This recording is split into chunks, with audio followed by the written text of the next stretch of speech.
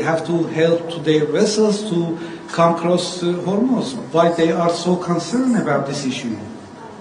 And Iranian army are waiting for welcoming them to go there. They have a special program for them.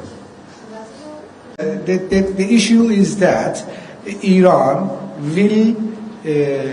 will provide all security facilities to all foreign vessels to pass from Hormuz securely.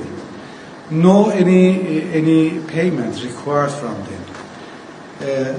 Some rumors that they said that Iran asked some money. We are not United States. United States said that if you want to defend from you, you have to pay. If you want to go my home, you have to pay. No, we are not like this.